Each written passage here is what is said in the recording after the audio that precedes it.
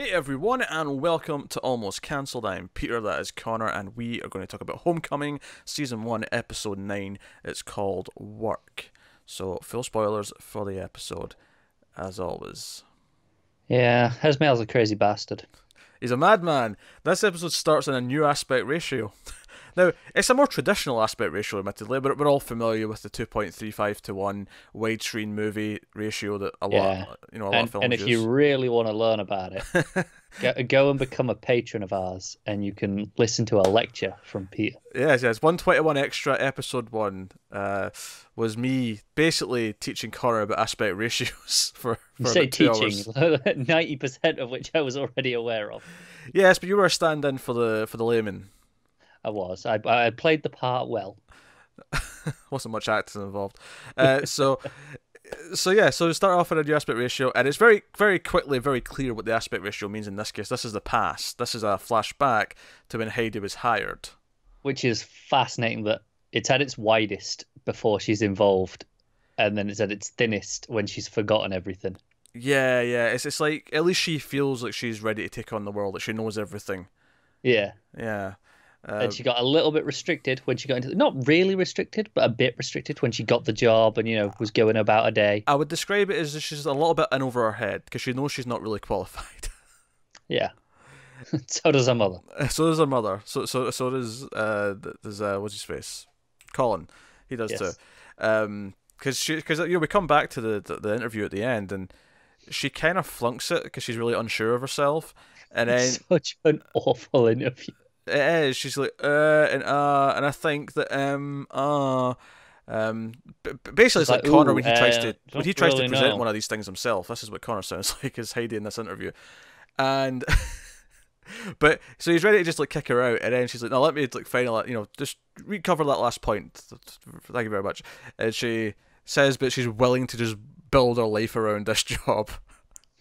And he's like, "Oh, tell me more. You're willing to give up all your personal freedoms?" Yes, I would like to hear this as an employer. Yes, thank you. Please. So it's exactly what I need.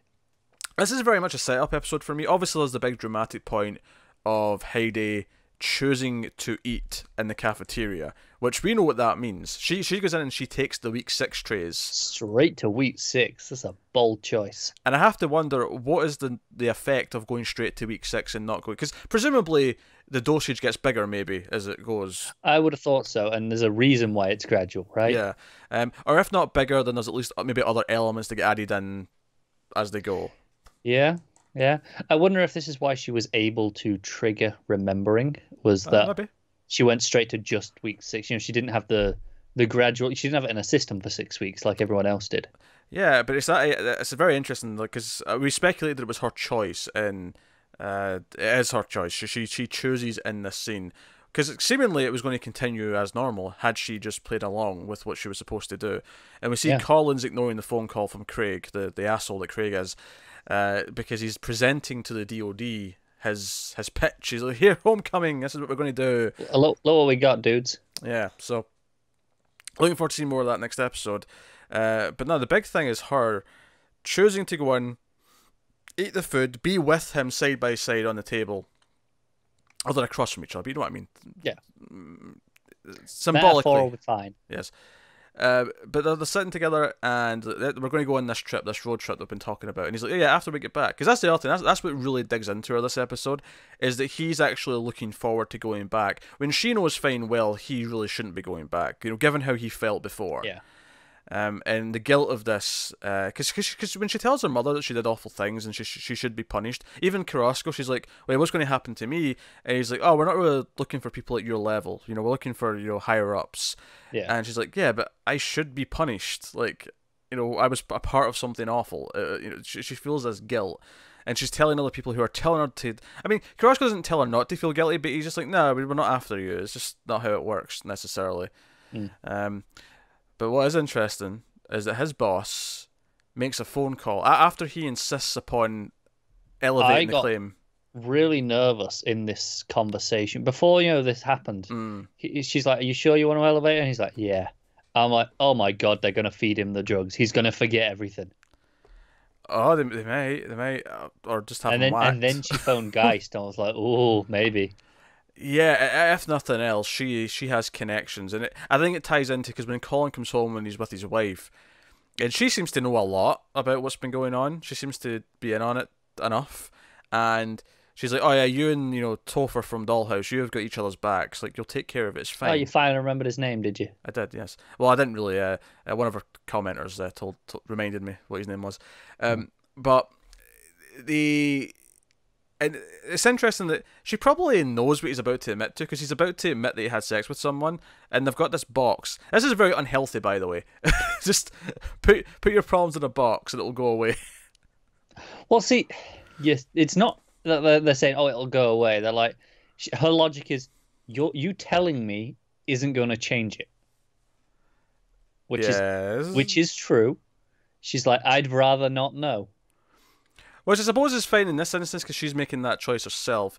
I feel like, though, that on a widespread level, this is very unhealthy and very... Oh, if they're doing it, yeah, sure. Like for everything, I get that. But here, it's very much a no. I know you've done something, and it's like, I don't care, right? I don't want to know. But I think the point is here is the difference between Colin and Heidi is that Colin takes the easy way out. Because, just like Heidi, he's been told by his wife here, no, don't feel guilty, you'll come through this fine, nothing bad's going to happen. And he accepts that, he puts the note in the box, and it's sex time, right? Like he's moved on. Whereas Heidi, despite the fact that multiple people tell her that she's not going to be the one responsible, she still feels guilty. She has a conscience, and that's a big deal. And it seems to end at the end of this episode with both Heidi and Carrasco going back to the facility. That's the implication, because Heidi looks at the envelope again and leaves, and then Carrasco, after he's pressed yes on the computer, he's like, submit. Confirmed. The camera, we get this shot of just going past the computer monitor, and his chair's just spinning. It's like a very classic noir shot of... It is, and combined with we had the classic shot of over the cubicles. Yeah. So this time it was 16 by 9. So yeah. We got you could see things. Yeah, we got just how buried he is, compared to before.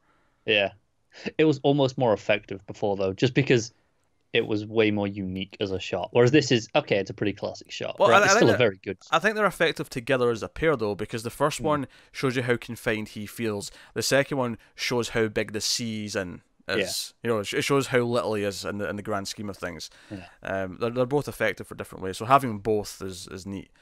But yeah, so they're both going back, and I'm not actually that sure of what they're going back to do. He's got the leaf. He's got the leaf that Schreier gave him, so he's going back to check something with that for sure. I'm not sure what Heidi's specifically going back to the facility to do. I don't know. Has she remembered something? Maybe she's remembered evidence she planted somewhere or something. I don't know. Maybe. I mean, it's worth noting that her. In the sense they forget based around an incident, right? So with Walter, they've forgotten based off of the Titanic Rising guy, right? Yeah, Lesky. Which, interestingly, he doesn't remember he's dead because he thinks he can come back. Yeah, in this conversation, and he thinks Schreier's coming, and he's like, "Oh, Lesky can come too." And obviously, that's a point where Heidi almost chokes on her food because she's like, "Oh." Yeah. So the idea is that was all the conversations they had were about this guy, and it spiraled, and that's forgotten outwards from there. I think it's interesting that Heidi, when she's taking the drug, she talks about the road trip, her relationship with Walt, basically. Yes. And it's from there, it's forgetting outwards, and by extension, that is causing her to forget everything about Homecoming. Yeah. So there's a scene where Heidi goes back to her work, and the old woman who we saw was there as a regular back in episode 1 or 2, dies at the table. And I think there's guilt here. There's guilt that she just thought she was asleep, and she comes up, and it's like this is someone we could have helped maybe, or something like that. I think there's some symbolism here as well. It's not paying close enough attention. Yeah. What I liked about it though is when she came back to her work is, I really thought Walter was going to be there. I was expecting him to be sitting somewhere when she walked in.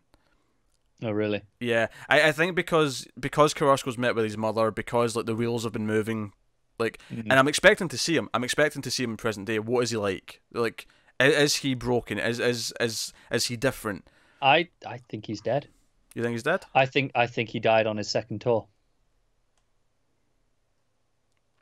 I'm trying to remember when Carrasco went to speak to his mother.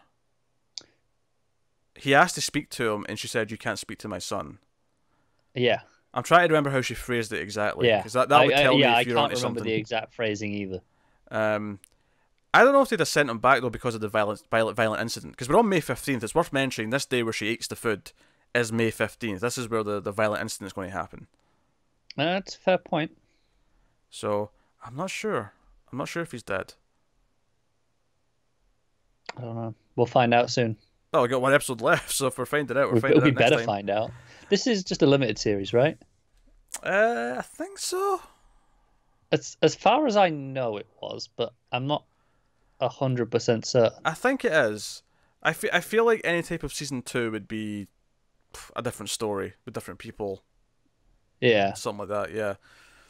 Because the podcast it's based on does different stories, right? So I could see it. I don't know. I thought it was, but anyway. Regardless, one episode left, and I'm excited to see all the bits and pieces that come in.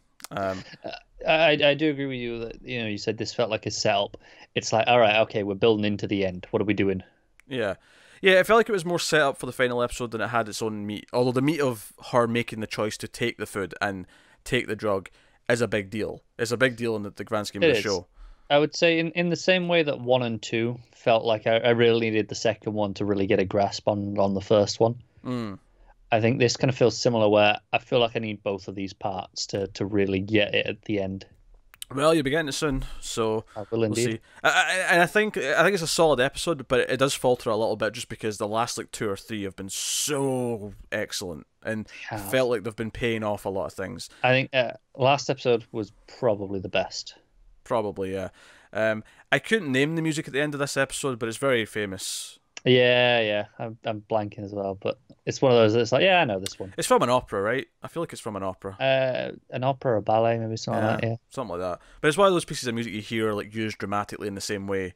Yeah. At a bunch of things. But yeah, so no, that is episode 9. So short and sweet this one, but we'll be back with the finale and we can talk about the season as a whole and give our final thoughts and everything else and what happens. So that'll be here in a day or two, so look forward to that. Like, subscribe, and comment in the comments below what you thought of this episode, and get us on patreon.com/MailFuzzTV. If you want to support the channel and everything we do here, you can do that over there. But otherwise, that is us. So thank you once again for watching or listening. We always appreciate it. Keep watching TV, guys. Have you got any vanilla?